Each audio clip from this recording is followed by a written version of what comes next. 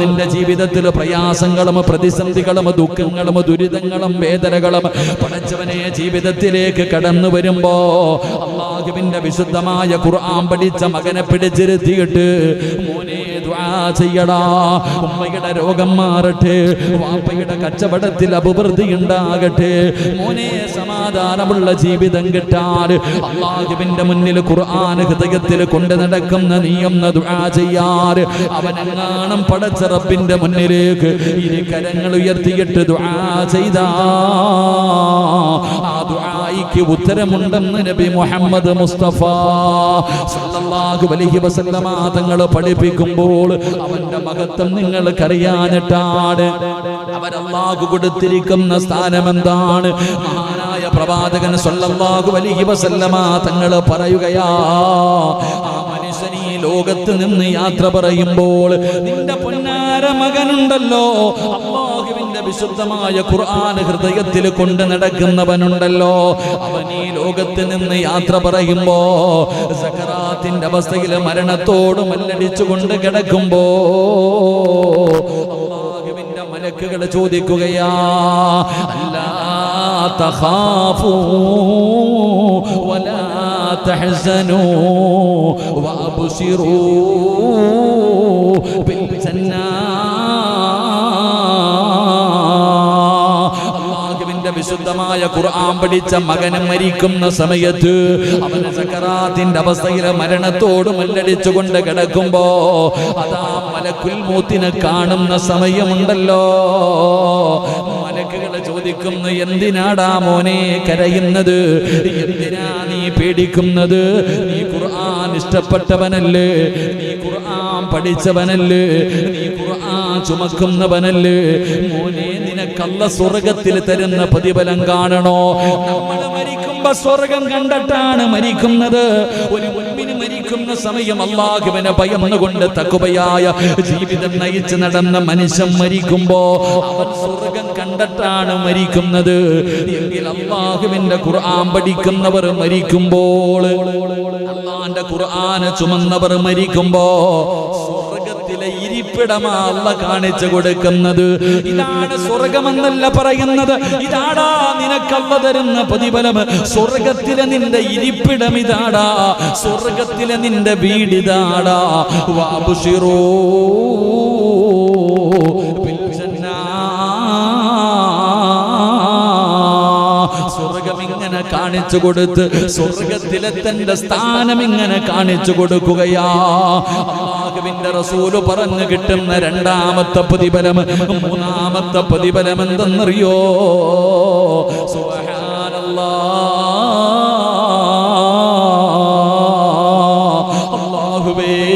അല്ലാഹുവേ, എത്ര വലിയ പ്രതിഫലമെന്നറിയുമോ? അവന്റെ ജനാസ പള്ളിപ്പറമ്പിലെ ഖബറിന്റെ അകത്ത് ഇറക്കി വെച്ചാ എന്ന് പറഞ്ഞ രണ്ട് മലക്കുകൾ കടന്നു വരുമല്ലോ. എന്ന് പറഞ്ഞുകൊണ്ട് ഖബറിന്റെ അകത്തും മലക്കുകൾ കടന്നു വന്ന് ചോദ്യം ചോദിക്കുമെന്നാണ്. എങ്കിൽ അല്ലാഹുവിന്റെ റസൂൽ പറയുകയാ, അവന് ഖബറിന്റെ അകത്ത് ചോദ്യമില്ല, അവന് ഖബറിന്റെ അകത്ത് ചോദ്യമില്ല. കാരണം അവൻ അല്ലാഹുവിന്റെ കുടുംബക്കാരനാ. അല്ലാഹുവേ പടച്ചവനെ, അവൻ സാധാരണ ഒരു വ്യക്തിയല്ല, അല്ലാഹുവിന്റെ ഖുർആൻ പഠിച്ചവനാണ്, ആ ഖുർആനിനെ ഹൃദയത്തിൽ ചുമന്നവനാണ്. പള്ളിപ്പറമ്പിലെ ഖബറിന്റെ അകത്ത് മലക്കുകൾ വരുമ്പോ അതാ ഖുർആൻ പറയുന്നു, എന്നോട് ചോദിക്ക്, അവൻ ഉറങ്ങട്ടെ, അവൻ എന്റെ കൂട്ടുകാരനാണ്, അവൻ എന്നെ സ്നേഹിച്ചവനാണ്, അവൻ എന്നെ ചുമന്നവനാണ്, അവൻ എന്നെ ബഹുമാനിച്ചവനാണ്. അതുകൊണ്ട് അവനോട് ചോദിക്കരുത്, എന്നോട് ചോദിക്ക്, ഞാൻ പറയാമെന്ന് പറഞ്ഞ് പള്ളിപ്പറമ്പിലെ ഖബറിന്റെ അകത്ത് വെച്ച് മലക്കുകൾ അവിടെ നിന്ന് പടച്ചവനെ ആ ഖുർആൻ അവന്റെ ചോദ്യങ്ങൾക്ക് മറുപടി പറയുകയാ. എന്റെ പ്രിയമുള്ളവരെ, പായിപ്പാട് പള്ളിയുടെ ഖബർസ്ഥാനിൽ പള്ളി വെക്കാൻ നേരത്തി വിടുന്ന ഒരുപാട് ഖബറിന്റെ അകത്ത് നിന്ന് എല്ലും കഷ്ടം കിട്ടിയല്ലോ. ഒരുപാട് ഖബറുകൾ ഇന്ന് ഈ പള്ളി നിൽക്കുന്നത് ഖബറിന്റെ മുകളിലാണല്ലോ. പായിപ്പാട് പള്ളിയിലെ ഖബർസ്ഥാനിൽ എവിടെയെങ്കിലും അല്ലാഹുവിന്റെ ഖുർആൻ പഠിച്ച ഒരു ഹാഫിദ് കിടക്കുന്നുണ്ടെങ്കിൽ, എന്റെ പ്രിയപ്പെട്ട സഹോദരാ, എത്ര കൊല്ലം കഴിഞ്ഞാലും നിങ്ങൾ പോയിട്ടൊന്ന് നോക്ക്, ഈ പായിപ്പാട് പള്ളിയുടെ ഖബർസ്ഥാനിൽ ഒരു ഹാഫിദ് മരിച്ചത് ഓർമ്മയുണ്ടെങ്കിൽ ആ ഹാഫിദിന്റെ ഖബർ എവിടെയാണെന്ന് തെരഞ്ഞു നോക്കിയിട്ട് നാളെ നിങ്ങൾ ചെന്നിട്ട് ആ ഖബറൊന്ന് മാന്തി നോക്ക്. സുബ്ഹാനല്ലാഹ്, വെച്ചതുപോലെ കിടക്കും സഹോദരാ. അവന്റെ ഖബറിന്റെ അകത്ത് അവന്റെ ശരീരം മണ്ണ് തിന്നൂല. അല്ലാഹുവിന്റെ ഖുർആൻ പഠിച്ചവന് മണ്ണ് തിന്നില്ല. നിങ്ങൾക്ക് സംശയമുണ്ടെങ്കിൽ, നിങ്ങൾക്കറിയുമെങ്കിൽ നാളെ ചെന്നിട്ട് നിങ്ങൾ മാന്തി നോക്ക്. മുത്തുനബിയാണ് പറഞ്ഞത്, ഖുർആൻ പഠിച്ചവന്റെ ശരീരം മണ്ണ് തൊടില്ല എന്ന് നബി മുഹമ്മദ് മുസ്തഫ. അള്ളാന്റെ ഖുർആൻ പഠിച്ചവന്റെ ശരീരം മണ്ണും പുഴുക്കളും തിന്നൂല, അത് അതുപോലെ തന്നെ കിടക്കും. അള്ളാഹു ഈമാൻ തരുമാറാകട്ടെ. നമ്മളൊന്ന് പോയി നോക്കിക്കേ, ഈ അടുത്തൊക്കെ അടക്കിയ ഖബറിന്റെ പലക ഇടിഞ്ഞിട്ട് കിടപ്പുണ്ട്, കാല് കാണാൻ തല കാണാൻ പലതും പള്ളിക്കാട്ടിൽ. എന്നാൽ ഖുർആൻ അതാണ്, ഖുർആൻ തൊടില്ല, മണ്ണ് തിന്നൂല, പുഴുക്കൾ തിന്നൂല, അതുപോലെ തന്നെ കിടന്നുറങ്ങും. അള്ളാഹു നമുക്ക് ഈമാൻ തരുമാറാകട്ടെ. അള്ളാഹു നമുക്ക് ഈമാൻ തരുമാറാകട്ടെ. നാളെ പടച്ച റബ്ബിന്റെ പരലോകത്തേക്ക് ഖബറിന്റെ അകത്ത് നിന്ന് എഴുന്നേക്കുമ്പോ തലയിലിരിക്കണം മുടി തട്ടിക്കളഞ്ഞിട്ട് ചോദിക്കും, ആരാപ്പ എന്നെ വിളിച്ചേ? ഉറക്കത്തിൽ നിന്ന് രാവിലെ കല്യാണം കഴിഞ്ഞ് ഫസ്റ്റ് നൈറ്റിൽ കടന്നുറങ്ങിയിട്ട് പുതിയാപ്പള ഉറക്കത്തിൽ നിന്ന് എഴുന്നേക്കണ പോലെ ഈ ഖുർആൻ പഠിച്ച മകന് പായിപ്പാട് പള്ളിയുടെ ഖബർസ്ഥാനിൽ നിന്ന് എഴുന്നേറ്റിട്ട് ചോദിക്കുക, ആരാ വിളിച്ചുണർത്തിയേ? അല്ലാഹു ആരം പടച്ചോനെ. നാലിച്ചു വയ്ക്ക്, നമ്മളുടെ അവസ്ഥയൊന്ന് ആലിക്ക്, നമ്മളെങ്ങനെ എഴുന്നേക്കാം? ഇവിടെ നിന്ന് ഓരോ മനുഷ്യനും എഴുന്നേക്കുന്ന രംഗം നിങ്ങളൊന്ന് ചിന്തിക്ക്. ഖുർആൻ പഠിച്ചവൻ എഴുന്നേറ്റിട്ട് ചോദിക്കുന്നു, ആരാ വിളിച്ചുണർത്തിയത്? അല്ലാ പടച്ചോൻ, ഇത് ആരാപ്പ നിക്കണേ? ഖബറിന്റെ അകത്ത് നിന്ന് എഴുന്നേറ്റ് നോക്കുക, ആരാ നിക്കണ? ഒരാള് സുന്ദരനായി സുമുഖനായിട്ട് ഇങ്ങനെ നിക്ക. എടാ ചങ്ങാതി എഴുന്നേക്ക്, നമുക്ക് പോകാം. മശ്റയാ, ഇന്ന് മശ്റയാ, അല്ലാഹുവാണ് വിളിച്ചിരിക്കുന്നത്. എഴുന്നേക്ക്. നീ ആരാടാ ചങ്ങാതി എന്നെ വിളിക്കാൻ? നീ ആരാ? ഞാൻ കണ്ടിട്ടൊന്നും ഇല്ലല്ലോ, നമ്മൾ തമ്മിൽ പരിചയമൊന്നും ഇല്ലല്ലോ. എടാ മോനെ, നീ ചുമന്നോണ്ട് നടന്ന ഖുർആനാടാ ഞാനാണ് പരിശുദ്ധമായ ഖുർആൻ. നീ എഴുന്നേക്ക്. വിളിച്ചുണർത്തിയിട്ട് പടച്ചവനെ നല്ല വസ്ത്രങ്ങൾ അങ്ങോട്ട് കൊടുക്കുക, സ്വർഗത്തിലെ വസ്ത്രം ധരിപ്പിക്കുക, ഏറ്റവും കൂടുതൽ വില കൂടിയ വസ്ത്രങ്ങൾ, അള്ളാഹുവിന്റെ സ്വർഗത്തിലെ വസ്ത്രങ്ങളൊക്കെ ധരിപ്പിച്ചിട്ട് ഇവന്റെ തലയിൽ കിരീടം വെച്ച് കൊടുക്കുന്ന, ഇവന്റെ ഉമ്മാക്കും ഉപ്പാക്കും കിട്ടണ അതിനും വേറെ. ഇവന്റെ ഈ ഖുർആൻ പഠിക്കുന്ന ഒരു വിദ്യാർത്ഥി, ആ വിദ്യാർത്ഥിയുടെ മാതാപിതാക്കൾക്ക് പോലും പ്രത്യേക പരിഗണനയുണ്ടെന്ന. അപ്പൊ ഇവന്റെ തലയിൽ ഇങ്ങനെ വസ്ത്രവും വെച്ച് തൊപ്പിയൊക്കെ വെച്ചു കൊടുത്തിട്ട് ഖുർആൻ ഇങ്ങനെ കയ്യിൽ പിടിച്ചിട്ട് അള്ളാടെ മുന്നിൽ കൊണ്ടോ, പടച്ചവനെ അള്ളാഹ് ഇവന് സ്വർഗം കൊടുക്കണം തമ്പുരാനെ. അള്ളാടെ മുന്നില് ഞാനും നിങ്ങളും പടച്ച റബ്ബിന്റെ മുന്നിൽ നിന്നിട്ട് ഉരുക. ഉടുതുണിയുണ്ടോ? സുബ്ഹാനല്ലാഹ്. ഉമ്മ പ്രസവിച്ചിട്ടതുപോലെ നമ്മളൊക്കെ നിൽക്കുന്നത് നാളെ പടച്ച റബ്ബിന്റെ കോടതിയിൽ ഉടുതുണിയില്ലാതെ ചേലാകർമ്മം പോലും ചെയ്യേണ്ട അവസ്ഥയിലാണ് നമ്മൾ നിൽക്കുന്നത്. നാളെ ഇങ്ങനെ നിൽക്കുന്ന ദിവസം അള്ളാടെ മുന്നിൽ നിന്ന് വിറയ്ക്ക ഒരാള് പോലും തല ഉയർത്തില്ല എന്നാണ് ഹദീസിന്റെ കിതാബുകൾ പറയുന്നു. മുഖം പോലും ഉയർത്താൻ പേടിച്ചിട്ട് അത്രയും ഭയാനകമായ ദിവസം. നഫ്സി നഫ്സി, പ്രവാചകന്മാര് പോലും കരയണമെങ്കിൽ ആ ദിവസം ചിന്തിക്കുക. അള്ളാഹുവിന്റെ പ്രവാചകന്മാര് പോലും സ്വന്തം കാര്യം ഓർത്തിട്ട് കരയ. മഹാനായ നബി മുഹമ്മദ് മുസ്തഫ സല്ലല്ലാഹു അലൈഹി വസല്ലമ തങ്ങൾ ഒരു സഹാബിയോട്, ഇബ്നു മസ്ഊദ് റളിയല്ലാഹു തആല അൻഹു ഖുർആൻ ഓതുകയെ അടുത്ത് വന്നിരുന്നിട്ട് പറഞ്ഞു, ഇബ്നു മസ്ഊദേ എനിക്കൊന്ന് ഖുർആൻ ഓതി തരുവോ? ഇബ്നു മസ്ഊദ് റളിയല്ലാഹു തആല അൻഹു ചോദിച്ചു, നബിയെ അങ്ങക്കല്ലേ ഖുർആൻ ഇറങ്ങിയേ, ഞാൻ ഓതി തരണോ? പ്രവാചകൻ സല്ലല്ലാഹു അലൈഹി വസല്ലം തങ്ങൾ പറഞ്ഞു, നീ ഓത്, എനിക്ക് നീ ഓതുന്നത് കേൾക്കാൻ വലിയ ഇഷ്ടമാ. അള്ളാഹുവിന്റെ പ്രവാചകൻ സല്ലല്ലാഹു അലൈഹി വസല്ലം തങ്ങൾ അവിടെ നിന്ന് പറഞ്ഞു, എനിക്ക് വേണ്ടി ഒന്ന് ഖുർആൻ ഓതിത്താ. മഹാനായ ഇബ്നു മസ്ഊദ് റളിയല്ലാഹു തആല അൻഹു പരിശുദ്ധമായ ഖുർആൻ സൂറത്തുൻ നിസാ ആണ് ഓതുന്നത്. അള്ളാന്റെ വിശുദ്ധമായ ഖുർആൻ സൂറത്തുൻ നിസാ ഇങ്ങനെ ഓതുകയാണ്. അള്ളാന്റെ റസൂൽ സല്ലല്ലാഹു അലൈഹി വസല്ലമ തങ്ങള് അവിടെ നിന്നിങ്ങനെ കേട്ടുകൊണ്ടിരിക്കുകയാണ്. അതാ ഇങ്ങനെ ഓതി ഓതി വരികയാണ്. റബ്ബേ, പരിശുദ്ധമായ ഖുർആൻ ഇങ്ങനെ ഓതിക്കൊണ്ടിരിക്കുമ്പോ അതാ വിശുദ്ധമായ ഖുർആൻ സൂറത്തു നിസാ ഇങ്ങനെ ഓതിക്കൊണ്ടിരിക്കുകയാണ്. അത് ഓതുന്ന സമയത്താണ് ഇബ്നു മസ്ഊദ് റളിയല്ലാഹു തആല അൻഹു നാളെ ഓരോ സമുദായത്തിന്റെയും പ്രവാചകന്മാര് നാളെ സാക്ഷികളാക്കി നാളെ പരലോകത്ത് കൊണ്ടുവരുമെന്നുള്ള ആയത്ത് ഓതുമ്പോ ജനാബിക ഹൗലാഇ ശഹീദ് ആയത്തങ്ങ് ഓതുമ്പോ അല്ലാഹുവിന്റെ റസൂല് പറയുന്നു, ഇബ്നു മസ്ഊദ് ഇനി ഓതല്ലേ, ഇനി കേൾക്കാനുള്ള ധൈര്യമില്ല, ഇനി ഓതരുത് ഖുർആൻ, മതി നിർത്ത്, ഇത് കേൾക്കാനുള്ള ശക്തി എനിക്കില്ല. അല്ലാഹുവേ, ഇബ്നു മസ്ഊദ് റളിയല്ലാഹു തആല അൻഹു പറയുകയാ, ഞാൻ തിരിഞ്ഞു നോക്കിയപ്പോൾ റസൂലുള്ളാഹിയുടെ താടി രൂപത്തിലൂടെ കണ്ണുനീര് ഒഴുകുകയാണ്. ഏതായത്താ ഓതിയത്? ഈ ഉമ്മത്തിന്റെ സാക്ഷിയായിട്ട് നാളെ പരലോകത്ത് മുത്തുനബിയെ കൊണ്ടുവരും. ഓരോ പ്രവാചകന്മാരെയും അവരുടെ അനുയായികൾക്ക് സാക്ഷിയായിട്ട് കൊണ്ടുവരുമെന്നുള്ള ഖുർആൻ ആയത്ത് കേട്ടപ്പോ അല്ലാഹുവിന്റെ പ്രവാചകൻ പോലും കരഞ്ഞുപോയെന്ന് ചരിത്രം പറയുമ്പോ, ആ പരലോകത്താണ് ഞാനും നിങ്ങളും നിൽക്കുമ്പോ ഖബറിന്റെ അകത്ത് നിന്ന് നിന്റെ പൊന്നാര മകനെയോ മകളെയോ അല്ലാഹുവിന്റെ വിശുദ്ധമായ ഖുർആൻ പിടിച്ചു കൊണ്ടുവരികയാ. എന്നിട്ട് പറയുന്നു, നാഥാ, എത്രയോ ആൾക്കാർ ഖുർആൻ പഠിക്കാതെ ഖുർആൻ ഓതാതെ ഒന്ന് തുറന്നു പോലും നോക്കാതെ എന്റെ മുകളിൽ ഇരുന്ന പൊടി പോലും ഒന്ന് തുടച്ച് കളയാതെ എത്രയോ പേര് എന്നെ ബഹുമാനിക്കാതിരുന്നപ്പോ അല്ലാഹുവേ, ഇവൻ എന്നെ ബഹുമാനിച്ചവനാണല്ലാ, ഇവൻ ഹൃദയത്തിൽ ചുമന്നവനാണല്ലാ. അതുകൊണ്ട് റബ്ബേ, ഇവന് നീ സ്വർഗം കൊടുക്കണേ അല്ലാ.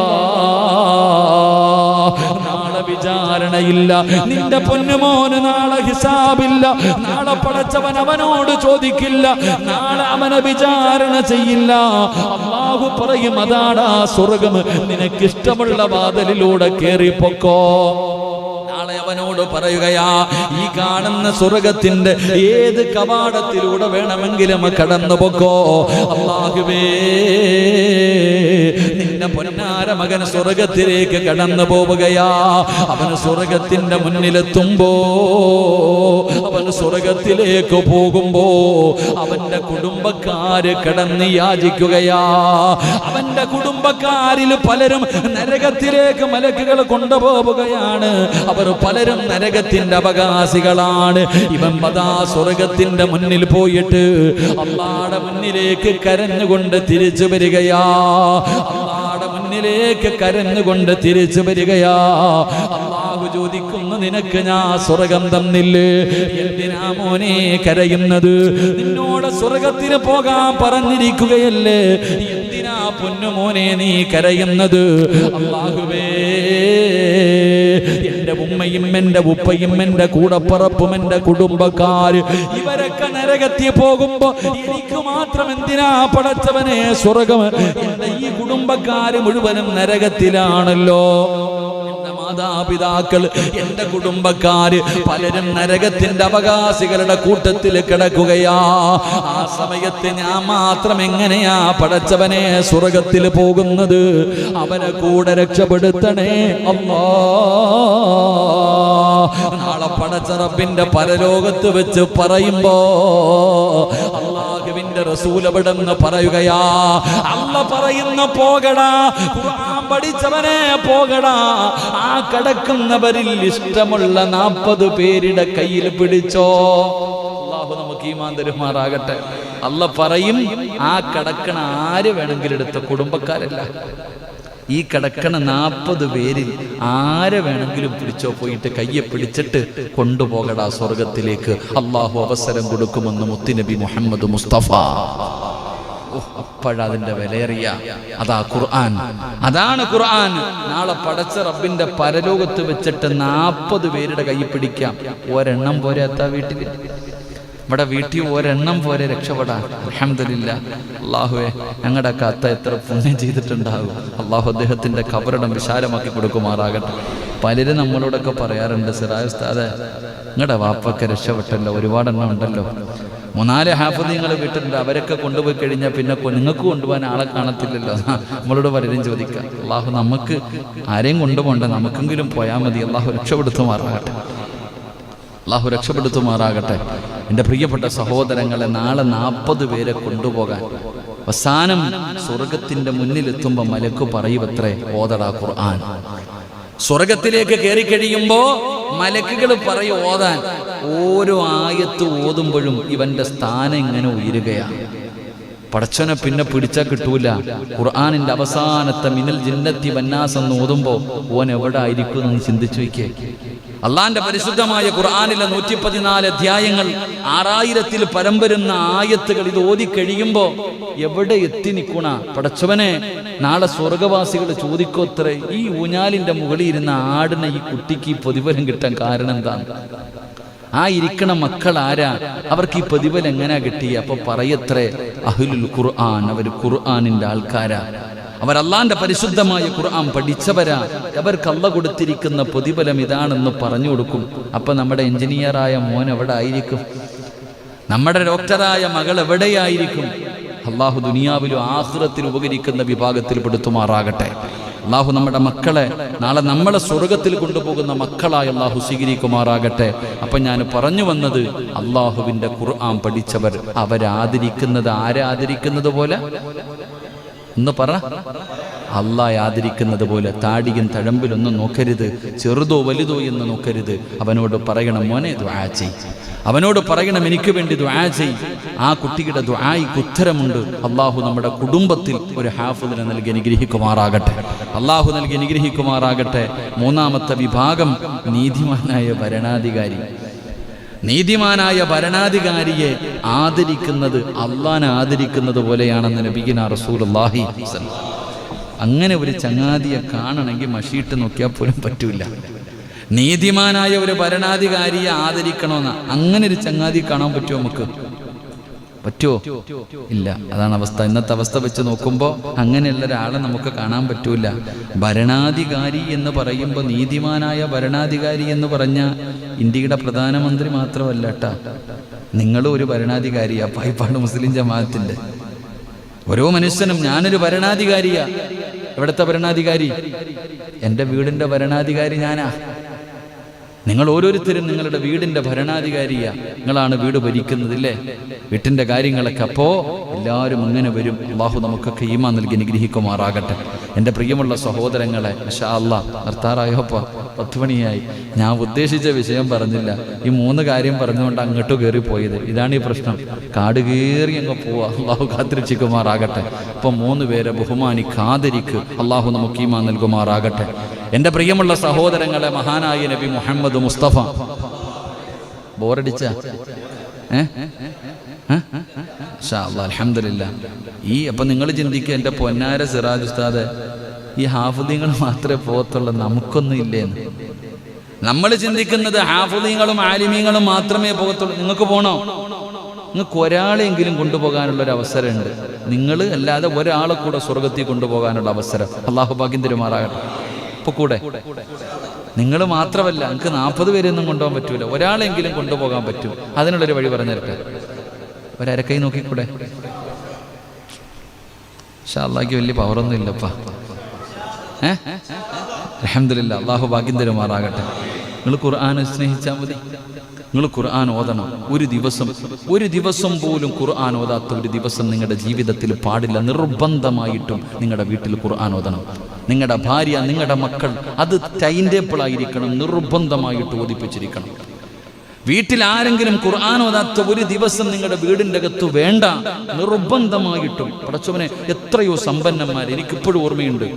ഏറ്റവും വലിയ, ഞാൻ കണ്ണൂര് പാനൂർ എന്ന് പറയുന്ന സ്ഥലത്ത് ഒരു വീട്ടിൽ പോയി. അള്ളാഹു അദ്ദേഹം യൂസുഫ് ഹാജി എന്ന് പറയും, അള്ളാഹു ആഫിയത്തും ദീർഘായുസ്സും കൊടുത്ത് അനുഗ്രഹിക്കുമാറാകും. അത്ഭുതം തോന്നിയിട്ടുണ്ട്. ഞാൻ അവിടെ വഴുതിന് പോയപ്പോൾ വീട്ടിൽ പോയി. ഇത്ര വലിയ സമ്പന്നനാണ്. ഇത്ര തലാൽ ഗ്രൂപ്പിന്റെ MD ആണ്. ഒരുപാട് സ്ഥാപനങ്ങളുള്ളവരാണ്. ഞാൻ അദ്ദേഹത്തിൻ്റെ വീട്ടിൽ പോയി മഗ്രിബ് നമസ്കാരം കഴിഞ്ഞപ്പോൾ എനിക്ക് അത്ഭുതം തോന്നി. ഇത്രയും വലിയ സമ്പന്നനായിട്ടും ആ മഗ്രിബ് നമസ്കാരം കഴിഞ്ഞപ്പോൾ ആ വീട്ടിലെ കൊച്ചു കുട്ടികൾ വരെ ഇരുന്ന് ഖുർആൻ ഓതുക. ആ വീട്ടിലെ ആണുങ്ങളും പെണ്ണുങ്ങളും കുട്ടികൾ വരെ, അത് ആ വീട്ടിലെ നിയമമാ. അത്രയും വലിയ സമ്പന്നനായ മനുഷ്യന്റെ വീടിൻ്റെ അകത്ത് പോലും മഗ്രിബ് നമസ്കാരം കഴിഞ്ഞാൽ ഖുർആൻ ഓതിയിരിക്കണം, നിർബന്ധം. ഒരു 10 മിനിറ്റ്, അത് കഴിഞ്ഞ് പഠിക്കാൻ തന്നെ അവകാശമുള്ളൂ. ഇത് ഞാൻ പറയുന്നത് ഏതെങ്കിലും ഒരു പാവപ്പെട്ടവന്റെ കുടിലിലെ കാര്യമല്ല. ഒരുപാട് സൂപ്പർ മാർക്കറ്റുകളുള്ള തലാൽ ഗ്രൂപ്പ് എന്ന് പറയുന്ന വലിയൊരു ഗ്രൂപ്പ്, അവരുടെ കുടുംബത്തിന്റെ അവസ്ഥയാ. അള്ളാഹു അദ്ദേഹത്തിന് ദീർഘായുസ് കൊടുത്ത് അനുഗ്രഹിക്കുമാറാകട്ടെ. ആഫിയത്തും ദീർഘായുസും അൽഹംദുലില്ലാഹ് നമ്മളൊക്കെ വലിയ ഇഷ്ടപ്പെടുന്നവരാ. അള്ളാഹു ആഫിയത്തും ദീർഘായുസും കൊടുക്കുമാറാകട്ടെ. എൻ്റെ പ്രിയപ്പെട്ട സഹോദരങ്ങൾ, അതാണ് വീട് നിർബന്ധം. ഇടയ്ക്ക് ഞാൻ ചോദിച്ചു, ഭക്ഷണം ഒരുമിച്ച് കഴിക്കുക വീട്ടിൽ? എവിടെ പോയാലും ഓടിപ്പിടച്ച് വരും മക്കളൊക്കെ. കാരണം എന്തേ? ഒരുമിച്ച് ഒറ്റ വീട്ടിൽ, ആ വലിയ വീടിൻ്റെ അകത്ത് ഒരുമിച്ചിരുന്ന് അവർ ഭക്ഷണം കഴിക്കാറുള്ളൂ. അതൊക്കെ ആയിരിക്കാം അവരുടെയൊക്കെ ജീവിതത്തിലും ബിസിനസ്സിലെയും ബറക്കത്ത്. അള്ളാഹു നിലനിർത്തി കൊടുക്കുമാറാകട്ടെ. എൻ്റെ പ്രിയപ്പെട്ട സഹോദരങ്ങളെ, ഞാൻ പറഞ്ഞത് നിർബന്ധമായും നമ്മുടെ വീടുകളിൽ ഖുർആൻ ഓതുന്നത് നിർബന്ധമാക്കണം. അങ്ങനെ നമ്മൾ ഓതാൻ തയ്യാറായാൽ മഹാനായ നബിയിന റസൂലുള്ളാഹി സ്വല്ലല്ലാഹു അലൈഹി വസല്ലമ തങ്ങൾ പറഞ്ഞു, അള്ളാഹുവിന് ചില അടുത്ത ആൾക്കാരുണ്ടെന്ന് പറഞ്ഞാൽ കുടുംബക്കാർ, നമ്മളെ പോലുള്ള കുടുംബമല്ല, അള്ളാഹുവിനോട് അടുത്തവർ. റസൂലുള്ളാഹി സ്വല്ലല്ലാഹു അലൈഹി വസല്ലമ തങ്ങളോട് സഹാബത്ത് ചോദിക്കുന്ന, അള്ളാഹിന് കുടുംബക്കാരുണ്ടോ നബിയെ? ഉണ്ട്. ആരാ? അഹ്ലുൽ ഖുർആൻ, ഖുർആനിന്റെ അഹ്ലുകാര്. അള്ളാഹ്ക്ക് മക്കളോ കൂടപ്പുറപ്പോ അല്ല, അള്ളാഹുവിലേക്ക് അത്രയും അടുത്തവരാരാ? ഖുർആൻ പഠിക്കുകയും പഠിപ്പിക്കുകയും ആ ഖുർആനിനെ ഹൃദയത്തിൽ കൊണ്ടു നടക്കുകയും ഓതുകയും ചെയ്യുന്നവർ. അള്ളാഹു ഭാഗ്യം തരുമാറാകട്ടെ. അപ്പൊ ഇൻഷാ അല്ലാഹ് ഓതിക്കൂടെ? ഇന്നു മുതൽ മരിക്കണ കാലം വരെ പരിശുദ്ധ ഖുർആൻ ഒരു ദിവസം ഒരു സൂറത്തെങ്കിലും ഓതിയിട്ടേ ഉറങ്ങാവൂ. അള്ളാഹു ഭാഗ്യം തരുമാറാകട്ടെ. ഇൻഷാ അല്ലാഹ് ഏത് സൂറത്ത് ഓതും? ഏത് സൂറത്ത് ഓതും? ഫാത്തിഹായോ അതോ ഇന്നാത്തനെയോ അതോ കുൽഹുവല്ലായോ? ഏതാ ഓതാ? ഒരെണ്ണം ഫിക്സഡ് ആക്ക്, അതാകുമ്പോൾ പ്രതിഫലം കിട്ടുമല്ലോ. സൂറ 30 ആയത്തുണ്ട് കാക്ക, ബുദ്ധിമുട്ടായിരിക്കും ചിലപ്പം. എളുപ്പമുള്ളത് വല്ലോ നോക്കാം. ഇപ്പൊ തറാവീക്ക് വരുമല്ലേ, ഇവിടെ എങ്ങനെ വല്ലുഹ മുതലാണ്? എടുത്ത് ഇവിടെ പോയപ്പോ, അടുത്ത വാഴന പോയപ്പോൾ പറഞ്ഞത് വല്ലുഹ മുതല. ചില പള്ളിയിൽ അലന്തറ മുതൽ താഴോട്ടടിക്കണം 10. ചില പള്ളികൾ വല്ലുഹ മുതൽ താഴെ വരെ 20 സൂറത്തുകൾ ഓതും. ചില പള്ളിയിൽ അലംതറ കൈഫ മുതൽ ഇഖ്ലാസ് വരെ. വീണ്ടും ഒന്നുകൂടെ. അത്ര എളുപ്പം തീർത്തിട്ട് ഓടുന്നു. അല്ലാഹു അഅലം. അല്ലാഹു നമുക്ക് പറഞ്ഞിട്ട് കാര്യമില്ല. ചില ആൾക്കാർക്ക് ധൃതി എങ്ങനെ നോക്കും, എവിടാടാ ഏർത്ത് തീരുന്ന പള്ളി. ഈ ചങ്ങനാശ്ശേരിയിൽ ഈ പായിപ്പാട് ഏറ്റവും ആദ്യം തീരുന്നത് ഏത് പള്ളിയിലാ നോക്കും. അല്ലോ പടച്ചോനെ, സലീം ഉസ്താദിൻ്റെ ഒക്കെ വിത്ര നമസ്കാരത്തിൽ വലിയ സൂറത്തൊക്കെ ഓതൻ, അങ്ങോട്ട് പോയിട്ട് കാര്യമില്ല. അങ്ങനെ ചിന്തിക്കുന്നവരുണ്ട്. എൻ്റെ പ്രിയപ്പെട്ട സഹോദരങ്ങൾ, എവിടെ എങ്ങനെ ഇപ്പം ഖത്തം തീർക്കല അല്ല എങ്കിലും അൽഹംദുലില്ലാഹ് ഈ പ്രാവശ്യം നമുക്ക് ഓതാം ഇല്ലേ? ഓതുമല്ലേ? ഇൻഷാ അല്ലാഹ്. പള്ളിയില്ലല്ലോ, ഇവിടെ ഓതാനാ? ഈ കൊട്ടൻ തറയിലാ കിടക്കണ സുജൂദിലൊക്കെ. ഇതൊക്കെ നല്ലത്. ഇവിടെ സുജൂദ് ചെയ്യുമ്പോൾ കാലിന് ഇത്തിരി വേദനയുണ്ട് കേട്ടോപ്പാ. സുജൂദ് ചെയ്യണ സമയത്ത് കാലിന് ഇത്തിരി വേദനയുണ്ട്. അതിനൊരു പരിഹാരം മെമ്പറെ അതിനൊരു പരിഹാരം കാണണോപ്പാ. കാരണം ഉസ്താദിന് ഖബർ ചിന്തയും പരലോകമൊക്കെ ഓർമ്മ വരും. സത്യം പറഞ്ഞാൽ പുറകി വന്ന് നിസ്കരിക്കുമ്പോഴാണ് അതിൻ്റെ ബുദ്ധിമുട്ട്. അതായത് നിങ്ങളൊക്കെ ചിലർ മുസല്ല കൊണ്ടുവന്നിട്ട് നിസ്കരിക്കും. മുസല്ല കാലിൻ്റെ വേദന. പഠിച്ചോനെ, അതിനെക്കുറിച്ചൊന്ന് ആലോചിക്കണം കേട്ടാ. ഇൻഷാ അല്ലാഹ് കൊറോണയുടെ പേരും പറഞ്ഞ് ഉള്ളതൊക്കെ മാറ്റിയിട്ടിരിക്കുക. ഒരു ഇതുമില്ല. അള്ളാഹു നമുക്ക് ഈമാൻ തരുമാറാകട്ടെ. എന്നിട്ടേക്കണം കേട്ടാ. ഷാജിയണ്ണം വിചാരിക്കും ഇങ്ങേരെന്തടാ എനിക്കിട്ട് തന്നെ കൂട്ടുന്നു. അല്ല, നമുക്ക് അല്ലല്ല ഇമാമെന്ന് പറഞ്ഞാൽ എല്ലാം പറയണോപ്പാ. നമുക്ക് ആരുടെയും ഭക്ഷണമൊന്നും ഇല്ല. എല്ലാവരും അൽഹംദുലില്ലാഹ്. അള്ളാഹു നമുക്ക് നല്ലതല്ലേപ്പാ. അൽഹംദുലില്ലാഹ്. എന്നിട്ട് ആ സാധനമൊക്കെ വിരിച്ചിട്ട് എല്ലാവരും ഇത് പള്ളി ഇനി പഴയ അവസ്ഥയിലേക്ക് മാറണം. അപ്പം ചോദിക്കും, ഉസ്താദെ രോഗികൾ വന്ന് സുജൂദ് ചെയ്താ അതെന്തെങ്കിലും ചെയ്യാം. അതെന്തെങ്കിലും അവിടെ വെച്ചിരിക്കണം. ആ സാനിറ്റൈസ് എടുത്ത് ഇവിടെ മൊത്തം ഒഴിച്ചാൽ മതി. അതിങ്ങനെ വരിക, നിസ്കരിക്കുക, ചെക്കാ കയറുക, നിസ്കരിക്കുക കയറുക. എന്താപ്പാ അല്ലേ? തലയെ കൂടെ എടുത്ത് ഒഴിക്കാതെ വലിയ കാര്യം. സത്യത്തിൽ ഇതിൻ്റെയൊക്കെ നിയമങ്ങൾ ഞാനിങ്ങനെ ചിന്തിച്ചു നോക്കി. ഒരാൾ ചോദിച്ചതുപോലെ, മസ്തല വെച്ചതുപോലെ, ഇതിനകത്തൊക്കെ ആൽക്കഹോൾ ഉണ്ടെന്നല്ലേ വല്ല പോലെ ഒതുവെടുത്ത് ചില ഒതുവെടുത്ത് ഇങ്ങനെയൊക്കെ ഒതുവെടുക്കുമ്പോൾ തന്നെ വല്ലാത്ത കഴിവനെ അത് കഴുകിയല്ല ഇങ്ങോട്ട് കയറിയിട്ട് അത് കുറച്ച് വാരി തേച്ചിട്ട് ഉടച്ചവനെ. ഈ സ്പ്രേ തന്നെ അടിക്കാൻ പാടില്ല എന്ന്. ആൽക്കഹോൾ ഉള്ളത് കാരണം വലിയ മഹത്തുക്കളായ പണ്ഡിതന്മാർ കറാഹത്താണെന്ന് പറയുന്നത്. എന്ന് പറഞ്ഞാൽ തേക്കണ്ടെന്നല്ല കേട്ടോ, ലറൂറത്തിൻ്റെ ഘട്ടത്തിൽ തേക്കാം, അത് വേറെ വിഷയം. ശരി, അള്ളാഹു നമുക്ക് ഈമാൻ തരുമാറാകട്ടെ. ഇപ്പം ഞാൻ ഒരു സൂറത്ത് പറയാം, ഓതുവോ? എളുപ്പമുള്ളതാവട്ടെ. അൽഹംദുലില്ലാഹ്. ഓതൂല്ലേ? ഏത് സൂറത്ത്? സൂറത്തുൽ ഇഖ്ലാസ്. കുഴപ്പമില്ലാത്തല്ലേ? ഖുൽ ഹുവല്ലാഹു അഹദ് അല്ലാഹു സമദ് ലം യലിദ് വലം യൂലദ് വലം യകുൽ ലഹു കുഫുവൻ അഹദ്. എല്ലാവർക്കും അറിയണതല്ലേ? ഇൻഷാ അല്ലാഹ് ഓതിക്കൂടെ? ഇൻഷാ അല്ലാഹ്. അള്ളാഹു ഭാഗ്യം തരുമാറാകട്ടെ. അള്ളാഹ് ഭാഗ്യം തരുമാറാകട്ടെ. ഉറപ്പല്ലേ? ഓതൂല്ലേ? എന്തേ അള്ളാഹ് തരുന്ന പ്രതിഫലം? ഓതിയാൽ അള്ളാഹ് തരുന്ന പ്രതിഫലം എന്താ? ചുമ്മാന്നല്ല നീ വിചാരിക്കുക കുൽഹുവല്ലാന്ന്. കുൽഹുവല്ല അല്ല, അത് ഓതി അള്ളാഹ് തരുന്ന പ്രതിഫലം എന്താ? എൻ്റെ പ്രിയപ്പെട്ടവരെ, 12 പ്രതിഫലം കിട്ടും സൂറത്തുൽ ഇഖ്ലാസ് ഓതിയ. അള്ളാഹു ഭാഗ്യം തരുമാറാകട്ടെ. എത്ര പ്രതിഫലം? നമ്മൾ വിചാരിക്കും സാധാരണ ഒരു സൂറത്താണെന്നല്ല. ആ സൂറത്തിനെ സ്നേഹിച്ച സ്വർഗമുണ്ട്. ആ സൂറത്തിനെ സ്നേഹിക്കുന്നവന് സ്വർഗമുണ്ട്. മഹാനായ പ്രവാചകൻ നബി മുഹമ്മദ് മുസ്തഫ സല്ലല്ലാഹു അലൈഹി വസല്ലമ തങ്ങളുടെ മുന്നിൽ വന്നിട്ട് ഒരു സഹാബി പറഞ്ഞു, നബിയെ ഒരു യുദ്ധത്തിനെങ്ങാണ്ട പറഞ്ഞു വിട്ടതാ, അമീർ ഇതല്ലാതെ വേറെ ഒന്നും ഓതണില്ല. അമീർ നിസ്കരിക്കുമ്പോ സൂറത്തുൽ ഇഖ്ലാസ് എല്ലാ റക്അത്തിലും ഖുൽ ഹുവല്ലാഹ്. ഇത് കേട്ടിട്ട് സഹാബത്ത് വന്ന് പരാതി പറഞ്ഞു. സല്ലല്ലാഹു അലൈഹി വസല്ലമ തങ്ങളെ വിളിച്ചിട്ട് വെച്ച്, എന്ത് ചങ്ങാതി, എനിക്ക് ആ സൂറത്തിന് വലിയ ഇഷ്ടവാ, അള്ളാഹുടെ ഏകത്വത്തെ കുറിച്ച് പറയണതല്ലേ. എല്ലാ സഹാബികളും വിളിച്ചു വഴക്കു പറയുന്നു വിചാരിച്ചു. റസൂലുള്ളാഹി തങ്ങൾ ചോദിച്ചു, നീ എന്റെ ഈ സൂറ? എനിക്ക് ആ സൂറത്ത് ഇഷ്ടമാ നബിയെ, എനിക്ക് ആ സൂറത്ത് വലിയ ഇഷ്ടമാ. കാരണം അള്ളാഹുവിനെ കുറിച്ചല്ലേ പറയണേ, ഖുൽ ഹുവല്ലാഹു അഹദ് അല്ലാഹു സമദ്, അള്ളാഹയെ കുറിച്ച് മാത്രമാ പറയണേ. അതുകൊണ്ട് എനിക്ക് വലിയ ഇഷ്ടം. മുത്തുനബി പറഞ്ഞു, നീ പൊക്കോളാൻ, നിനക്ക് സ്വർഗമുണ്ടെന്ന് നബി മുഹമ്മദ് മുസ്തഫ സല്ലല്ലാഹു അലൈഹി. സഹാബികൾ വിചാരിച്ചത് അത് മാറ്റി അടുത്ത സൂറത്ത് ഓതണമെന്ന് പറയുമെന്ന. ഇതിൽ പ്രവാചകൻ പറഞ്ഞു, നീ പൊക്കോ. എന്നിട്ട് സഹാബത്തിനോട് പറഞ്ഞു കൊടുത്തു. ആ ചങ്ങായിയോട് പറഞ്ഞില്ല, സഹാബത്തിനോട് പറഞ്ഞു കൊടുത്തു. ആ സഹാബിക്ക് സ്വർഗമുണ്ട്. കാരണം എന്തേ? ആ സൂറത്ത് ഇഷ്ടപ്പെട്ടത് കൊണ്ട്. അതാ സൂറത്തുൽ ഇഖ്ലാസ്. 12 നന്മകളുണ്ടെന്ന. ഓരോന്നും നമുക്ക് പഠിക്കണം. അള്ളാഹു ഭാഗ്യം തരുമാറാകട്ടെ. അള്ളാഹു ഭാഗ്യം തരുമാറാകട്ടെ. അപ്പൊ ഇൻഷാ അല്ലാഹ് ഇന്ന് മുതൽ ഓതൂലേ? അല്ലാഹുവേ, പ്രതിഫലം എന്താ? മഹാനായ നബി മുഹമ്മദ് മുസ്തഫ സല്ലല്ലാഹു അലൈഹി വസല്ലമ തങ്ങൾ പറയുകയാണ്, ഈ സൂറത്ത് നിങ്ങൾ ഓതുകയാണെങ്കിൽ അല്ലാഹു നിങ്ങൾക്ക് തരുന്ന പ്രതിഫലം എന്തെന്നറിയുമോ? സൂറത്തുൽ ഇഖ്ലാസ് മാത്രമല്ല, ഏത് സൂറത്ത് ഓതിയാലും അല്ലാഹുവിന്റെ ഖുർആനിനെ സ്നേഹിച്ചതിന്റെ പേരില് അല്ലാഹു നിനക്ക് തരുന്ന പ്രതിഫലം എന്തെന്നറിയുമോ? എന്റെ പ്രിയമുള്ള സഹോദരാ,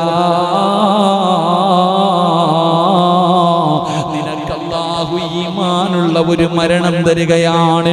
ഈമാനുള്ള ഒരു മരണം. അല്ലാഹു നിനക്ക് ഈമാനുള്ള ഒരു മരണം തരും. പടച്ചവനെ, നീ മരിച്ചു കിടക്കുമ്പോ നിന്റെ മയ്യത്ത് കാണുന്നവർ കൊതിക്കുകയാ, അല്ലാഹുവേ ഇതെന്തൊരു മരണമാണ് തമ്പുരാന്, എന്തൊരു പ്രകാശമാണ് തമ്പുരാന്, എന്തൊരു പുഞ്ചിരിയാണ് തമ്പുരാന്. അല്ലാഹുവേ, എനിക്കും ഇങ്ങനെ ഒരു മരണം തരണേ അല്ലാ. എന്റെ പ്രിയമുള്ളവരെ, നിന്റെ ജനാസ കാണുന്നവർ മുഴുവനും കൊതിച്ചു പോവുകയാണ്. പടച്ചവനെ, ഈമാനുള്ള ഒരു മരണം അല്ലാഹു നിനക്ക് തരികയാ. 2, മഹാനായ നബി മുഹമ്മദ് മുസ്തഫ സല്ലല്ലാഹു അലൈഹി വസല്ലമ തങ്ങൾ പറയുകയാ, ഇതൊരു ചെറിയ സൂറത്താണെന്ന് നിങ്ങൾ ഒരിക്കലും കരുതരുത്. ഇതിന്റെ പ്രതിഫലമാണ് പറയുന്നത്. എന്റെ പ്രിയമുള്ളവരെ, മരിച്ചു കിടക്കുമ്പോ നിന്റെ മുഖത്ത് കാണാം അതിന്റെ പ്രതിഫലം. നിന്റെ കുടുംബക്കാര് കാണുകയാണ്, നിന്റെ ഭാര്യ മക്കള് കാണുകയാണ്, നിന്റെ നാട്ടുകാര് കാണുകയാണ്. അല്ലാഹുവേ, മരിച്ചു കിടക്കുമ്പോ നിന്റെ മുഖത്ത് പ്രകാശമാ. അങ്ങനെ ഒരു പ്രകാശം എല്ലാവർക്കും കിട്ടൂല. എന്റെ പ്രിയമുള്ളവരെ, ജീവിച്ചിരിക്കുമ്പോ ചിരിക്കാൻ പറ്റും, പക്ഷേ മരിച്ചു കിടക്കുന്ന സമയത്ത് ആർക്കാ ചിരിക്കാൻ കഴിയുക? ആർക്കാ ചിരിക്കാൻ കഴിയുക? പടച്ചവനെ, ആ മരണവേദനയുടെ പ്രയാസത്തില് അല്ലാഹുവേ, പടച്ചവനെ, കിടന്ന കിടപ്പിൽ കിടന്ന് മലമൂത്ര വിസർജനം നടത്തുകയാ. നിങ്ങൾ പലരുടെയും മയ്യത്ത് കണ്ടിട്ടുണ്ടല്ലോ. മുഖത്ത് നോക്കുമ്പോ തന്നെ ഭയമാണ്. മക്കളോട് പറയുന്നു, പോകണ്ട, പേടി തോന്നുമടാ പൊന്നുമോനെ. കണ്ണല്ലാഹുവേ, മുഖമെല്ലാം കരിവാളിച്ച് കറുത്തു, മുഖമൊക്കെ കറുത്തുപോയി, കണ്ണിങ്ങനെ തെള്ളിയിട്ട് പടച്ചവനെ ഭയപ്പെടുത്തുന്ന രീതിയിൽ മരിച്ചു കിടക്കുകയാ. അല്ലാഹുവേ, അങ്ങനെ ഒരു മരണം തരല്ലേ തമ്പുരാന്. എന്റെ പ്രിയമുള്ള സഹോദരങ്ങളോട് പറയുകയാ, മരിച്ചു കിടക്കുമ്പോ കാണാൻ നിനക്ക് അല്ലാഹു തരുന്ന പ്രതിഫലം. നിന്റെ മുഖത്ത് വല്ലാത്ത പുഞ്ചിരിയാണ്, നിന്റെ മുഖത്ത് വല്ലാത്ത പ്രകാശമാണ്. എന്റെ പ്രിയമുള്ളവരെ, ഇവിടെ ഇരിക്കുന്ന പലരും പടച്ചവനെ അത്തിപ്പറ്റ ഉസ്താദിന്റെ ഖബർ സിയാറത്ത് ചെയ്യാൻ പോയവരുണ്ടല്ലോ. ആ മഹാനവറുകൾ ആളുകൾ പടച്ചവനെ ക്യാൻസർ എന്ന് പറയുന്ന രോഗം പിടിച്ച് ഒരു ഭാഗം മുഴുവനും വല്ലാതെ പടച്ചവനെ അവിടെ നിന്ന് നല്ലതുപോലെ സംസാരിക്കാൻ പോലും കഴിയാത്ത അവസ്ഥയിൽ, പക്ഷേ മരിച്ചു കിടന്നപ്പോഴുള്ള പ്രകാശമുണ്ടല്ലോ, മരിച്ചു കിടന്നപ്പോഴുള്ള പ്രകാശമുണ്ടല്ലോ, ആ മുഖത്തെ പുഞ്ചിരിയുണ്ടല്ലോ. പടച്ചവനെ ഇതുപോലെ എത്രയോ മഹത്തുക്കള്, ഇതുപോലെ എത്രയോ പണ്ഡിതന്മാര്, എന്റെ പ്രിയമുള്ളവരെ ഈ നാട്ടിലും നിങ്ങൾ ചിന്തിച്ചാ നിങ്ങൾക്ക് കാണാൻ കഴിയും. പലരും ചിരിച്ചുകൊണ്ട് കിടക്കുന്നത് കണ്ടവരാണ്. അതുകൊണ്ട് സഹോദരാ, അല്ലാഹു നിനക്ക് തരുന്ന ഒന്നാമത്തെ പ്രതിഫലം നിനക്ക് കാണാൻ പറ്റൂല, നിനക്ക് കാണാൻ പറ്റൂല. പക്ഷേ ജനാസ കാണാൻ വരുന്നവർക്ക് മുഴുവനും കാണാൻ കഴിയുകയാണ്. ഈമാനുള്ള ഒരു മരണം അല്ലാഹു നിനക്ക് തരികയാ. 2 അല്ലാഹുവേ, പടച്ചവനെ മലക്കുകൾ കരയുകയാണ്, മലക്കുകൾ കരയുകയാ. അല്ലാഹുവിന്റെ റസൂലല്ലേ പറഞ്ഞത്, അല്ലാഹുവിന്റെ റസൂലല്ലേ പറഞ്ഞത്, സഹാബാ പായിപ്പാട് ചില വീടുകളിലും മലക്കുകൾക്കറിയാം. നാട്ടിലെ ചില വീടുകളും മലക്കുകൾക്ക് പരിചയമുള്ള വീടാണെന്ന് നബി മുഹമ്മദ് മുസ്തഫ സല്ലല്ലാഹു അലൈഹി വസല്ലം തങ്ങൾ പറഞ്ഞു. മലക്കുകൾക്കറിയാം എന്റെ വീട്. ഇനിയിപ്പോ നമുക്കറിയോ? നിങ്ങൾ ഇരിക്കണ എല്ലാവരുടെ വീട് നിങ്ങൾക്കറിയോ? അറിയോ? അറിയില്ല. പക്ഷെ ആർക്കറിയാം? അള്ളാന്റെ മലക്കുകൾക്കറിയാം, അള്ളാഹുവിന്റെ മലക്കുകൾക്കറിയാം. മലക്കുകൾ ആകാശത്ത് നിന്ന് ഭൂമിയിലേക്ക് നോക്കുമ്പോ ചില വീട് പ്രകാശിക്കും അത്രേ. ഏത് വീട്? ഖുർആൻ ഓതുന്ന ഭവനം, ഖുർആൻ ഓതുന്ന വീട്. ഇനി ഏതെങ്കിലും ഒരു ദിവസം, എല്ലാ ദിവസവും നിന്റെ വീട്ടിൽ നിന്ന് ഖുർആൻ പാരായണം കേൾക്കാറുണ്ട്, ഒരു ദിവസം കേട്ടില്ലെങ്കിൽ മലക്കുകൾ പറയത്ര, അല്ലാ ആ സിറാജിന്റെ വീട്ടിൽ നിന്ന് ഖുർആൻ ഓതുന്നത് കേൾക്കണില്ലല്ലോ, അല്ലാ ആ ചങ്ങാതിക്ക് സുഖമില്ലെന്ന് തോന്നുന്ന പടച്ചവനെ ദുആ ചെയ്യത്രേ. അല്ലാഹുവേ, എന്തെങ്കിലും ഒരു കുഴപ്പമുള്ളത് കൊണ്ടല്ലേ ഖുർആൻ ഓതാത്തത്? പടച്ചവനെ, അല്ലാഹുവേ നീ പുറത്തു കൊടുക്ക്, ശിഫ കൊടുക്ക്, നീ കരുണ കാണിക്കുകയെന്ന് മലക്കുകൾ പോലും ദുആ ചെയ്യുമെന്ന് ആദരവായ പ്രവാചകൻ നബി മുഹമ്മദ് മുസ്തഫ സല്ലല്ലാഹു അലൈഹി വസല്ലം. മലക്കുകൾക്ക് പരിചയമുള്ള ചില വീടുകളുണ്ട്. നമുക്കൊരു ദിവസം ഇത് പഠിക്കണം. അല്ലാഹു ഭാഗ്യം തരുമാറാകട്ടെ. പായിപ്പാടുള്ള ചില വീടുകൾ ആർക്കറിയാം? ജിബിരിയിൽ എന്ന മലക്കിന് പോലും അറിയാം. അങ്ങനത്തെ ചില വീടുകളുണ്ട്. അള്ളാഹു ആ കൂട്ടത്തിൽ നമ്മുടെ ഭവനത്തെ ഉൾപ്പെടുത്തി അനുഗ്രഹിക്കുമാറാകട്ടെ. എൻ്റെ പ്രിയമുള്ള സഹോദരങ്ങളെ, നിന്റെ മരണം മലക്കുകൾക്ക് പോലും വേദനയുണ്ടാക്കും. നിന്റെ മരണം മലക്കുകൾക്ക് പോലും വേദനയുണ്ടാക്കും. 3ാമത്തെ പ്രതിഫലം എന്താ? എന്റെ പ്രിയമുള്ള സഹോദരങ്ങളെ, നീ മരിച്ചു കഴിഞ്ഞു, നിന്റെ മയ്യത്ത് കുളിപ്പിച്ചു കഴിഞ്ഞു, നിന്റെ മയ്യത്ത് കഫം പൊതിഞ്ഞു കഴിഞ്ഞു. സുബ്ഹാനല്ലാഹ്, ഈ പള്ളിയിൽ നിന്നും മയ്യത്ത് കെട്ടിൽ നിന്റെ വീട്ടിലേക്ക് കൊണ്ടുവരികയാ. ഇവിടെ അപ്പൊ മയ്യത്ത് കെട്ടിലിരിക്കണ മദ്രസയ്ക്കകത്ത് ഞാൻ കണ്ടിട്ടില്ലപ്പാ. എന്നെ പൊടിയടിച്ചിരിക്കുകയാണോ? വീട്ടിലേക്ക് വരേണ്ട ബെൻസ് കാറാട്ടാ. എൻ്റെ പ്രിയമുള്ള സഹോദരങ്ങളെ, മഹാനായ നബി മുഹമ്മദ് മുസ്തഫ സല്ലല്ലാഹു അലൈഹി വസല്ലമ തങ്ങൾ പറയുകയാണ്, പരിശുദ്ധമായ ഖുർആൻ ഓതുന്നവർക്ക് അല്ലാഹു തരുന്ന പ്രതിഫലം എന്താണ്? എൻ്റെ പ്രിയമുള്ള സഹോദരങ്ങളെ, മുഅ്മിനീങ്ങളെ, നിങ്ങളുടെ വീട്ടിലേക്ക് മയ്യത്ത് കെട്ടിൽ കൊണ്ടുവരുമല്ലോ.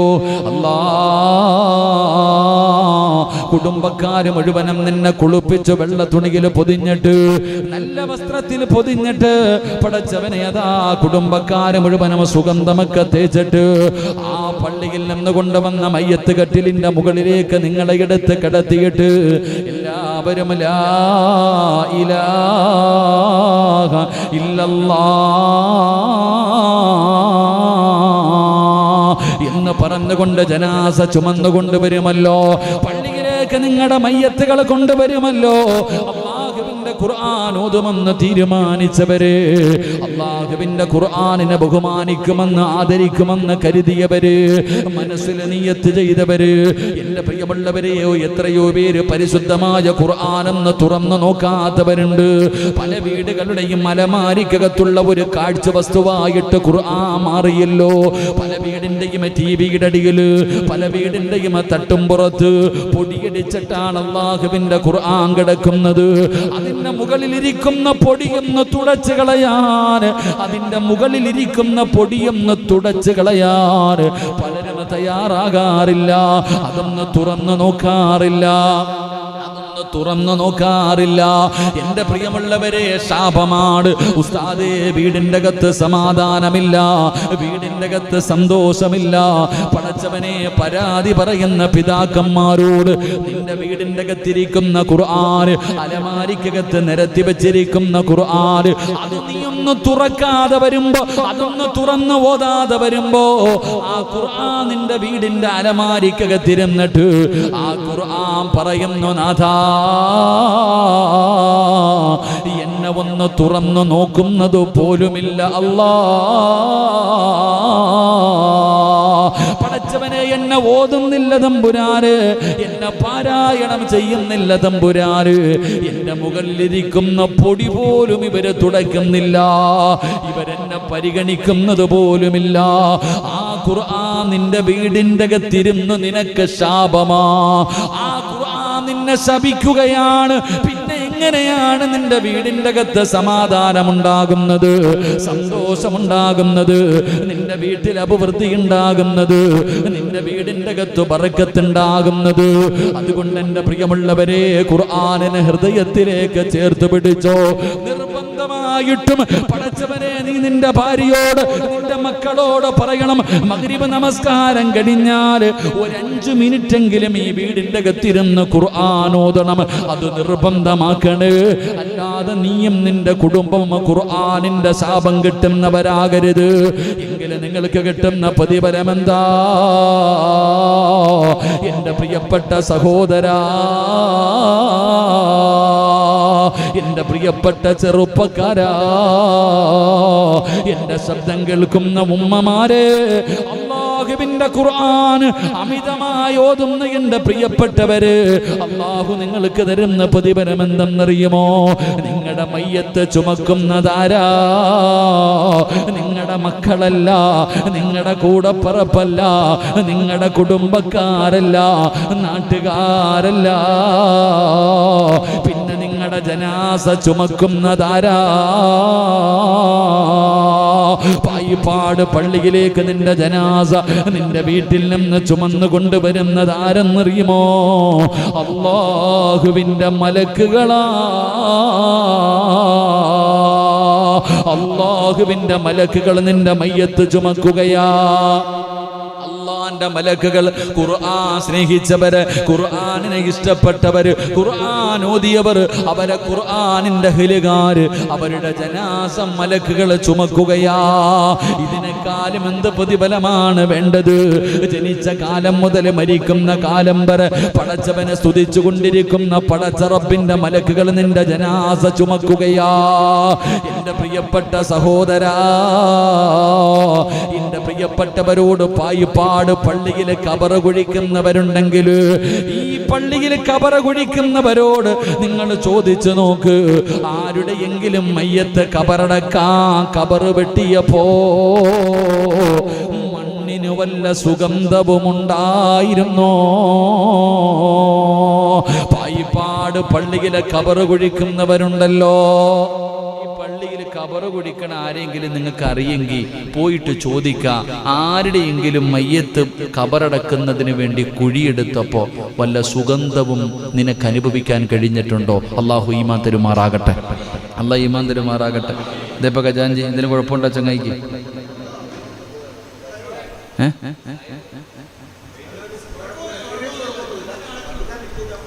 വണ്ടി തട്ടിയിട്ടല്ലേ? ശരി, അള്ളാഹു ശുഭ കൊടുക്കുമാറാകട്ടെ. ആരാപ്പാ ഇതൊക്കെ മനുഷ്യന്മാരുടെ അവസ്ഥ? ഇത്രയേ ഉള്ളൂ ജീവിതത്തിന്റെ വില, ഇത്രയൊക്കെ ഉള്ളൂ മനുഷ്യന്റെ ആയുസ്. എന്തെല്ലാം മോഹത്തോടു കൂടി പോകുന്നവരാ. അള്ളാഹു അപകടം, നമ്മളൊക്കെ വാഹനങ്ങളിൽ സഞ്ചരിക്കുന്നവരാ. അള്ളാഹു അപകടങ്ങളെ തൊട്ട് കാക്കുമാറാകട്ടെ, അള്ളാഹു അപകടങ്ങളെ തൊട്ട് കാക്കുമാറാകട്ടെ. ജീവിതത്തിൽ ഇത്രയേ ഉള്ളൂ. രാത്രി ഭാര്യയുടെ കൂടെ, മക്കളുടെ കൂടെ ഭക്ഷണം കഴിച്ച് കിടന്നുറങ്ങാൻ പോകുന്നവർ, ഇത്രയോ ജീവിതം. ഒരൊറ്റ നിമിഷം കൊണ്ടാണ് എല്ലാം പോകുന്നത്, എല്ലാം ഒറ്റ സെക്കൻഡുകൾ കൊണ്ട്. കഴിഞ്ഞ ആഴ്ചയാണെന്ന് തോന്നുന്നു തിരുവല്ലയിൽ ആക്സിഡന്റ് പറ്റിയത്.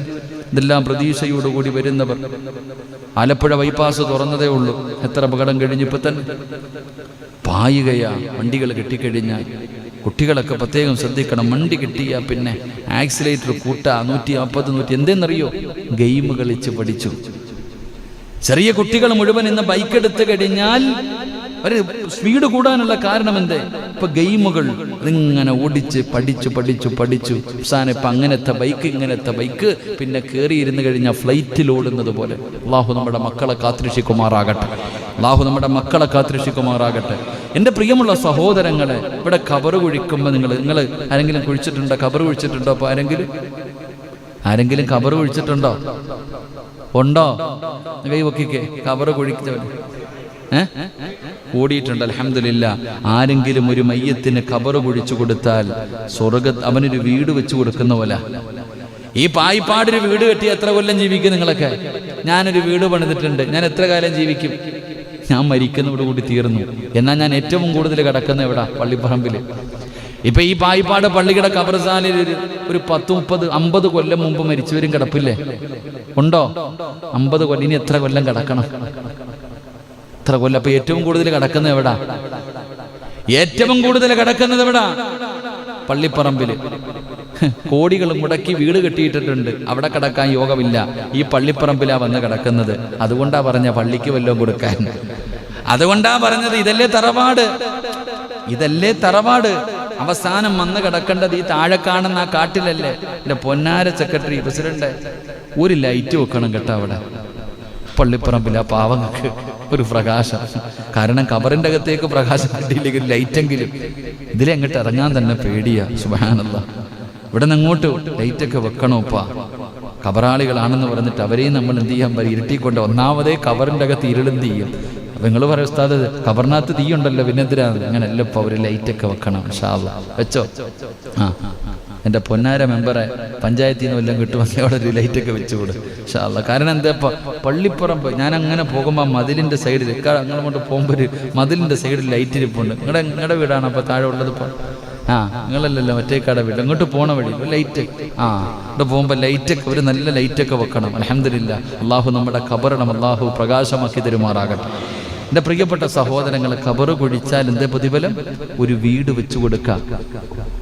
കബറാളികൾക്കൊരു വീട് വെച്ചു കൊടുക്കുക. ഖബറ് കുഴിക്കാന്ന് പറഞ്ഞാൽ അതാ, അള്ളാഹു നിനക്ക് സ്വർഗത്തിലൊരു ഭവനം തരുമെന്ന് നബി മുഹമ്മദ് മുസ്തഫ. ഖബറ് നിനക്കെന്ന് പറഞ്ഞാൽ നിനക്ക് ഖബറ് കുഴിക്കണ സമയത്ത് പോയി കൂടണം. എന്താ നിങ്ങൾക്കൊന്നും ഖബറ് കുഴിക്കാൻ അറിയില്ല? ഇവിടെ ആരാപ്പ കുഴിക്കണത്? അത് വെളിയിൽ നിന്ന് വിളിക്കുമല്ലേ?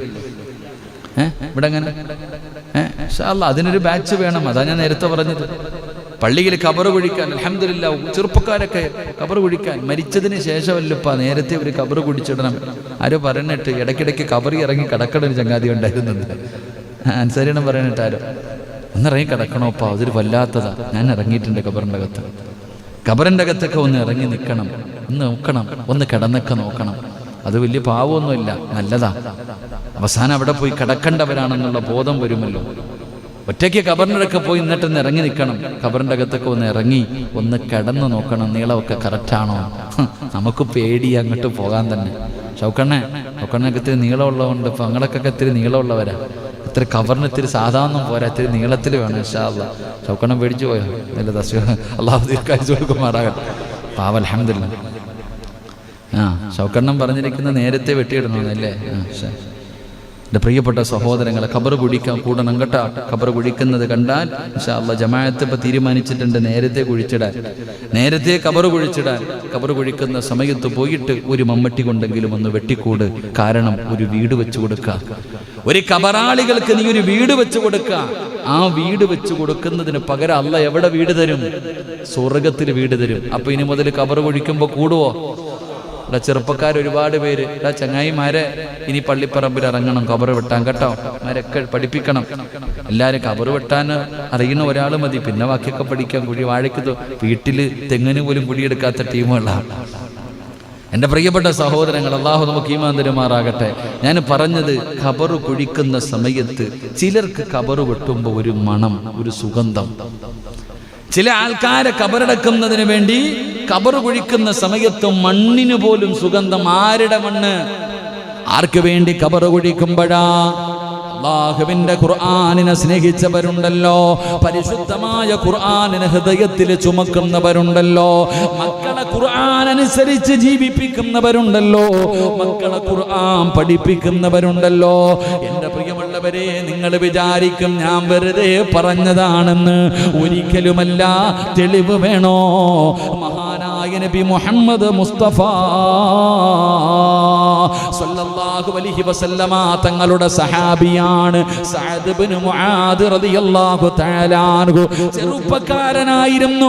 36ാമത്തെ വയസ്സിലാണ് സഅദ് ഇബ്നു മുആദ് തങ്ങൾ വഫാത്താകുന്നത്. മുസ്ലിമായത് 30ാമത്തെ വയസ്സിൽ. എത്രാമത്തെ വയസ്സിൽ മുസ്ലിമായി? 30. എത്രാമത്തെ വയസ്സിൽ മരണപ്പെട്ടു? 36. 6 വർഷമേ മുസ്ലിമായി ജീവിച്ചുള്ളൂ. നമ്മൾ 50-ഉം 60-ഉമായി. അള്ളാഹു കാക്കുമാറാകട്ടെ. 6 വർഷം മുസ്ലിമായി ജീവിച്ച ഈ സഹാബി മരിച്ചപ്പോ അള്ളാന്റെ അർശ് പോലും കുലുങ്ങി എന്ന് ചരിത്രം പറയാ. ഈ 6 കൊല്ലം മുസ്ലിമായി ജീവിച്ച സഹാബി മരിച്ചപ്പോ അള്ളാഹുവിന്റെ അർശ് പോലും കുലുങ്ങി എന്ന് ചരിത്രം പഠിപ്പിക്കുന്നു. അള്ളാഹു ഈമാൻ തരുമാറാകട്ടെ. അപ്പൊ അതല്ലേ വിശ്വാസി? 60 കൊല്ലം ജീവിച്ചില്ല, 6 കൊല്ലം ജീവിച്ച ഈ 36 വയസ്സുകാരനായി സഹാബി. 36 38 വയസ്സ് ഓർമ്മയില്ല. 6 കൊല്ലമേ ജീവിച്ചുള്ളൂ ചരിത്രം പറയുന്നു. 6 അല്ലെങ്കിൽ 8 വയസ്സ്. ഈ ചുരുങ്ങിയ കാലം ജീവിച്ച ഈ സഹാബി മരിച്ചപ്പോ അള്ളാന്റെ അർശ് പോലും കുലുങ്ങി. ചരിത്രം പറയുകയാ, ഈ സഹാബിയുടെ മയ്യത്ത് കാണാൻ പോയവർക്ക് കൊതി തോന്നി. കാരണം മുഖത്ത് പ്രകാശം, വല്ലാത്ത പുഞ്ചിരിയായിരുന്നു. സഅദ് ഇബ്നു മുആദ് റളിയല്ലാഹു തആല അൻഹു ആ സ്വഹാബി മരിച്ചപ്പോഴാണ് അല്ലാഹുവിന്റെ അർശ് കുലുങ്ങിയത്. പടച്ചവനെ, മലക്കുകൾക്ക് പോലും സങ്കടമായത്. പടച്ചവനെ, പ്രവാചകൻ പറയുകയാണ്, എൻ്റെ പ്രിയമുള്ളവരെ, ആ സ്വഹാബിയുടെ മുഖത്ത് വല്ലാത്ത പ്രകാശമായിരുന്നു, വല്ലാത്ത പുഞ്ചിരിയായിരുന്നു. അല്ലാഹുവേ, മലക്കുകളാണ് ജനാസ ചുമന്നത്. അല്ലാഹുവിന്റെ പ്രവാചകൻ സല്ലല്ലാഹു അലൈഹി വസല്ലമ തങ്ങൾ തള്ളവരള കുത്തികെട്ടാണ് നടക്കുന്നത്. തള്ളവരള കുത്തികെട്ടാണ് മുത്തുനബി നടന്നത്. ഖബറടക്കാൻ നിൽക്കുമ്പോ പ്രവാചകന്റെ മുട്ട് അതാ പ്രവാചകൻ തള്ളവരള കുത്തികെട്ട് നിൽക്കുകയാണ്.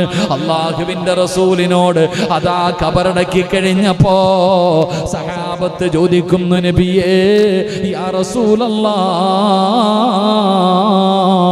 അല്ലാഹുവിന്റെ പ്രവാചകരെ, എന്തേ നബിയേ തള്ളവിരൽ കുത്തിയിട്ട് നിന്നത്? സഹാബാ, സ്ഥലമില്ല സഹാബ, കാല് കുത്താ സ്ഥലമില്ല സഹാബ. ആകാശ ലോകത്ത് നിന്ന് 70,000 മലക്കുകൾ ഇറങ്ങി വന്നു. 70,000 മലക്കുകൾ ഇറങ്ങി വന്നു. എനിക്ക് കാല് കുത്താൻ പോലും സ്ഥലമില്ല. എന്റെ തള്ളവിരൽ കുത്തിയിട്ട് നിന്നതാണ് സഹാബ. 70,000 മലക്കുകൾ. ഇതിനെക്കാലം നിനക്കെന്ത് പ്രതിഫലമാ? ഈ സ്വഹാബിക്ക് കിട്ടിയ പ്രതിഫലമാണ്. എന്റെ പ്രിയമുള്ളവരെ, ചരിത്രം പറയുകയാണ്, ഖബർ കുഴിക്കുന്ന മനുഷ്യനുണ്ടല്ലോ, ഖബർ കുഴിക്കുമ്പോ മണ്ണിന് വല്ലാത്ത സുഗന്ധമാ,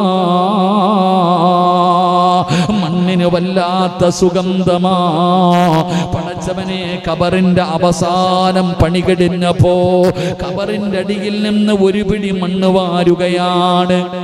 ഖബറിന്റെ അകത്ത് നിന്ന് അവസാനം ആരും കാണാതെ ഒരു പിടി മണ്ണ് വാരി തന്റെ മടിയിൽ വെക്കുകയാണ്. ഖബറൊക്കെ അടക്കി തന്റെ വീട്ടിലേക്ക് കടന്നു ചെന്നു. ഈ മനുഷ്യൻ വീട്ടിൽ ചെന്ന് നോക്കുമ്പോ വീടിന്റെ അകത്ത് വല്ലാത്ത പരിമളമോ, വീടിന്റെ അകത്ത് വല്ലാത്ത സുഗന്ധമാ. ഈ മനുഷ്യൻ അവിടെ നിന്ന് നോക്കുകയാണ്. എവിടെ നിന്നാ പടച്ചവര് ഈ സുഗന്ധം അടിക്കുന്നത്? എവിടെ നിന്നാണ്? അല്ലാഹുവേ, നോക്കുമ്പോ സഅദ് ഇബ്നു മുആദ് മുആദ് റളിയല്ലാഹു തആല അൻഹുവിന്റെ ഖബറിന്റെ അകത്ത് നിന്ന് വാരിയ മണ്ണിലാ പടച്ചവനെ വല്ലാത്ത സുഗന്ധമായിരുന്നു. അവിടുന്ന് ചരിത്രം പറയുകയാണ്, ആ മനുഷ്യൻ അവിടുന്ന് സ്വപ്നം കാണുകയാ. സഅദ് ഇബ്നു മുആദ് റളിയല്ലാഹു തആല അൻഹുവിനെ സ്വപ്നം കാണുകയാണ്. അവിടുന്ന് ചോദിക്കുന്നു, സഅദേ, ഖബർ കുടിച്ച മനുഷ്യനുണ്ടല്ലോ, അവിടുന്ന് സ്വപ്നത്തിൽ കണ്ടപ്പോ അവിടുന്ന് ചോദിക്കുന്നു, സഅദേ, നീ മരിച്ചപ്പോൾ അല്ലാഹുവിന്റെ അർശ് പോലും കുലുങ്ങിയല്ലോ, എല്ലാവരും കരഞ്ഞപ്പോ നിന്റെ മുഖത്ത് പുഞ്ചിരിയായിരുന്നല്ലോ, നിന്റെ ജനാസ ചുമന്നൽ മലക്കുകളായിരുന്നല്ലോ, 70,000 മലക്കുകൾ നിന്റെ ജനാസ ഖബറടക്കാ കടന്നു വന്നല്ലോ. ഖബർ കുടിച്ചപ്പം മണ്ണിന് പോലും സുഗന്ധമാ, ഖബറിലെ മണ്ണിന് പോലും സുഗന്ധമാ. എങ്ങനെ കിട്ടി മുആദ്? എങ്ങനെയാണ് നിനക്ക് ഈ പ്രതിഫലം കിട്ടിയത്?